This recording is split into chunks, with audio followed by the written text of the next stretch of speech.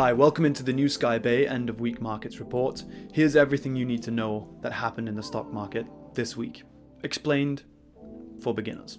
So initially you see the stock market sold off on Monday and Tuesday, staged a bit of a comeback, and then just got absolutely hammered late Thursday, and then jumped back up quite considerably on the Friday. Let's not beat around the bush, let's get into it. The stock market fell on Monday and Tuesday due to two pieces of strong economic data. The first one was this ISM manufacturing PMI coming in above 50. The way these PMIs work is numbers over 50 signal expansion, numbers less than 50 signal contraction. And what you can see is this reading is the first time the manufacturing PMI has crossed 50 since the end of October 2022. So this is the first time manufacturing is expected to expand in years, since the end of 2022, right? And the other piece of data we had on the Tuesday, which sent the market further down, was these two readings here. The quits rate and the JOLTS reading, which showed solid job openings continuing, right? So you think, why would the stock market fall on good economic data? And it's very, very simple. Two words: the Fed, right? Everything that you need to be thinking about when you're looking at the market, even though it's rallying in the very, very long term here, everything you see and think about when it comes to the stock market right now needs to be seen through the lens of inflation and interest rate cuts. That's all that matters, bar perhaps Nvidia. So the market sold off on these strong economic data points here because they are worried that strong economic activity is going to lead to higher inflation, and ergo the Fed keeping interest rates higher for longer. That's what the market is worried about. That's what they're terrified about. And that's why we saw stocks sell off in the beginning of the week.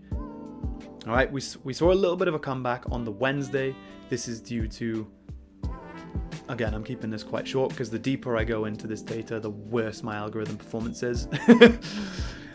Low ISM services PMI, that came in less than expected. So a little bit of weakness, more room, more likely the Fed's going to cut rates, ergo more stonks for the stock market. But also crucially, let me show you this. This was a speech delivered by Fed Chair Jay Powell on Wednesday in Stanford, in which he basically says, I'm still optimistic inflation's coming down. I'm still optimistic about interest rate cuts later this year. These awkward inflation readings we've had the last few weeks are just bumps on the inevitable path for inflation coming down. And obviously time will tell if that's correct or not. But the market took Jay Powell quite literally and jumped on the news. Right, staged a little bit of a late week recovery until Thursday, and then we just had an enormous drop off. I believe this sell-off was actually 2% of the entire market's index, the entire index price, in a matter of hours. Why on earth would things be trending up? Oh yeah, we're factoring in this data, and then all of a sudden an enormous sell-off. Well, it has everything to do with a man called Neel Kashkari, and he said, to give you the headline from Bloomberg, he said these inflation readings we're seeing, if they continue, no interest rate cuts. No interest rate cuts. Simple as that. If inflation does not continue to come down, we cannot cut interest rates.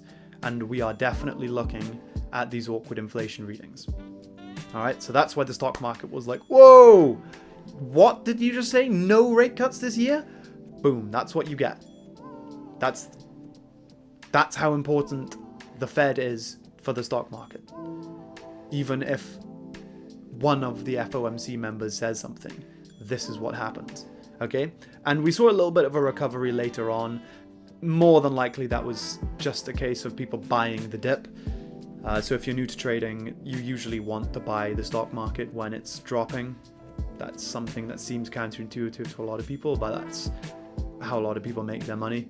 Whenever the stocks are sharply selling off like this, it's usually because of a bit of a panic, and you can pick up a little bit of slack in this overall rally we've seen since October by buying this little dip. Though, whether this is just a little dip remains to be seen. Maybe Neel Kashkari is bang on. Maybe inflation won't come down. Maybe the Fed won't cut rates, despite what Jay Powell wants to think right now. We shall see.